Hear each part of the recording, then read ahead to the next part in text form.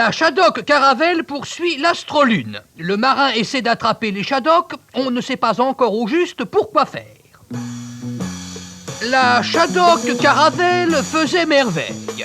La plus franche entente régnait à bord et chacun souquait ferme.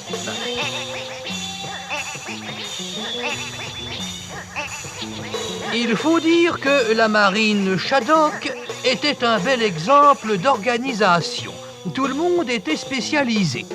Les uns étaient spécialisés dans le ramage, les autres étaient spécialisés dans le transportage de l'eau et tout le monde était content. Tout le monde était content, sauf peut-être ceux qui étaient spécialisés dans le battage. C'était sur eux qu'on tapait quand le marin avait des punitions à distribuer.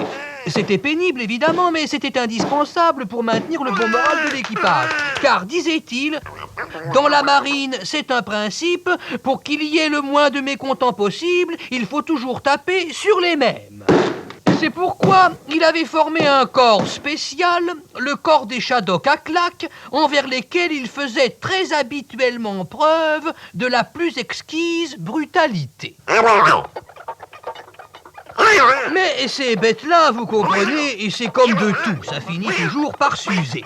Le corps d'élite des Shadok à claque n'était plus très présentable et il fallait procéder à un échange standard. Voilà pourquoi il voulait les attraper, les Shadok de la Lune. « Engagez-vous dans les Shadok à claque !» il criait. « Vous verrez du pays !» Mais les autres voulaient pas, vous pensez.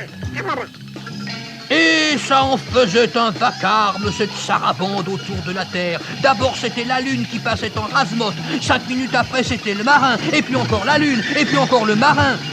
Ça n'allait pas bientôt finir, tous raffus, ils criaient, Gégène. On n'avait pas idée de s'amuser la nuit à des bêtises pareilles. D'abord, ils avaient commencé par balader la Lune dans le ciel. La semaine dernière, c'était des haricots. Et maintenant, c'était des bateaux. Et demain, ça serait quoi encore ? Pas le lendemain, mais 5 minutes après, c'était des autobus qui lui passaient sur la tête à Gégère.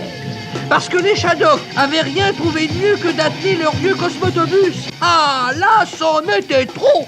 Dès demain, c'était juré, ils débarrasseraient le ciel de toutes ces cochonneries-là.